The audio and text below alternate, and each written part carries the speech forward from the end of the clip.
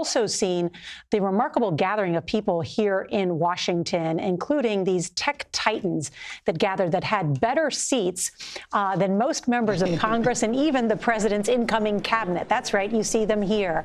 These are the world's richest men who had the best seats in the House there in the Capitol Rotunda. You see Elon Musk there, the CEO of Google, Sundar Pichai, Jeff Bezos and his fiancée, Lauren Sanchez. And then you can see Mark Zuckerberg there of Meta with his wife, Dr. Priscilla Chan. All of them just some of the notable businessmen. And then also the head of LVMH, Bernard Arnault, and his family, also, I believe, the third or fourth richest man in the world. So all gathered here. And so we heard from President Biden in his departing remarks from the Oval Office the other night. He warned about a tech oligarchy. And so for more on what that may mean, let's bring in Walter Isaacson. Walter is a Tulane University professor and also wrote the biography on Elon Musk. And Walter, so good to see you. Thank you so much for joining us. Thank you, Nora. Boy, you saw that tech oligarchy right there, didn't you?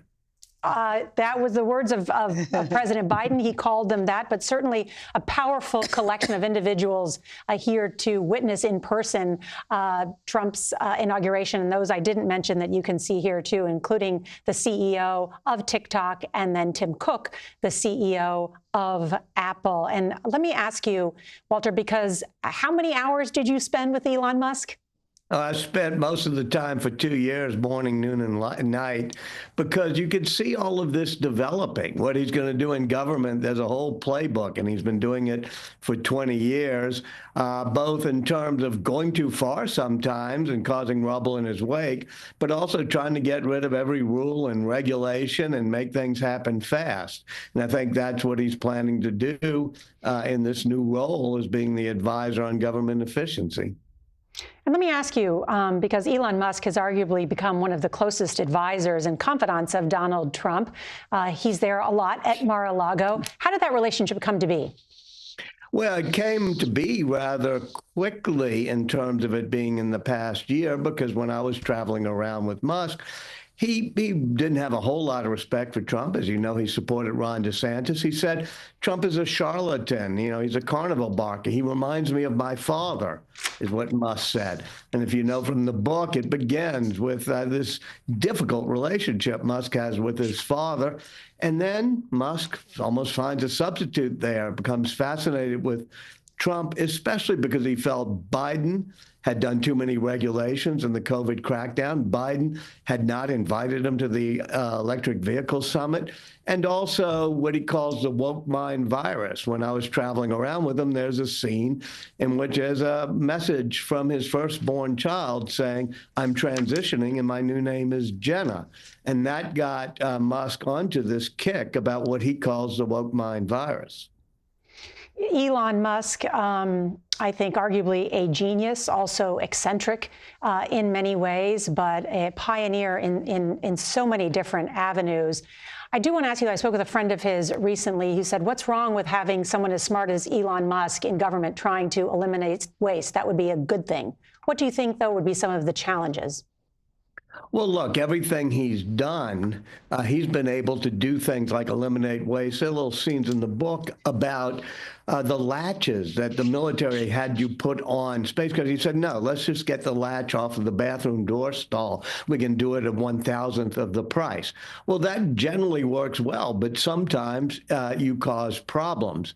And I think Musk is really going to go full bore. People have no clue of what this sort of flamethrower mentality that he shows throughout of his life, how that's going to affect government.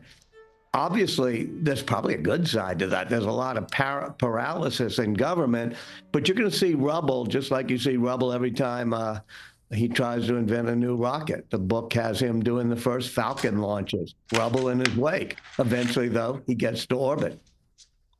You know, Walter, I read your book. It's called Elon Musk, by the way. I read the book from cover to cover, and it really is a good read. And you mentioned Elon being a flamethrower. And my thing is this, we talked to a lot of people out on the streets who said, we know he's brilliant, we know he's a genius, we know he's smart, but they're also they're very afraid of him. They say he has very close access to the president. Does he only care about the power? When you think about that, did you see that kind of thinking, that he wanted this kind of power? Because now some people even call him President Musk, which of course drives Donald Trump crazy. Did you see this side of him wanting to get into politics?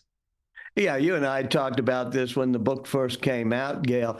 I think that he's in some ways driven by larger forces than that. Here, as you know, is a kid who's got no friends. He's very lonely, on the autism spectrum, reading the X-Men comics, the superhero comics, imagining him saving humanity. So I think he imagines himself almost as the avatar in his own video game, and he's getting to play hero. So I don't think this is about, hey, maybe getting tax credits for EVs, because as you saw, Trump's not going to keep those things going. It's about, I feel humanity's threatened. I'm going to help us get to Mars.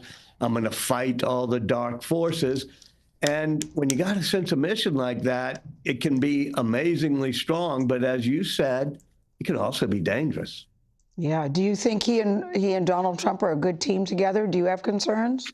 Knowing Well, what you know, you've gotten to know Elon very well. Yeah, it's not exactly the most stable molecule, because Elon has never really worked for anybody. The only time he tried to a little bit is the beginning days of Tesla, and that didn't work. And Donald Trump has not exactly shown himself to be an expert at sharing the limelight. But my own prediction is, you can see how dedicated Musk is to this. Steve Bannon, the head of the other wing of the populist MAGA, said, I'm going to get Musk gone by inauguration day. Well, there you saw Elon Musk sitting in front of the Secretary of Commerce, sitting in front of the cabinet, Steve Bannon nowhere being around. So I think there's at least a good year in which this Department of Government Efficiency, you're going to see Elon doing in government what you saw him in the book doing to the private sector. Walter, this is Margaret Brennan. I too read your book, including the parts about Elon growing up in apartheid-era South Africa. And I think that's so interesting that he, as an immigrant to this country, has taken on immigration as such a personal thing, even dabbling in European politics now on these anti-immigrant platforms. He has even talked and gone to some pretty big rhetorical battles, at least with Steve Bannon, who you just mentioned there, over H-1B visas and bringing skilled workers into the United States. I'm wondering, where do you think this is going? Why is this such a personal issue for him, not just in the U.S., but around the world, this anti-immigrant position?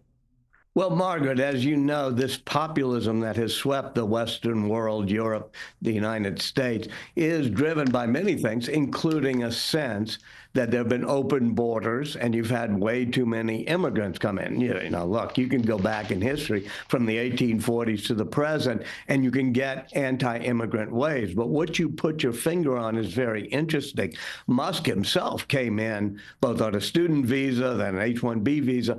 He believes that America is in competition with the rest of the world, and we do have to let skilled immigrants in. We do have to have the best engineers of the world coming to the United States. And so it's a very complicated sense that we don't want to have open borders, but we do want to get the best, or the smartest, I should say, engineers into America. Walter Isaacson, so wonderful to have you on this day. Thank you so much.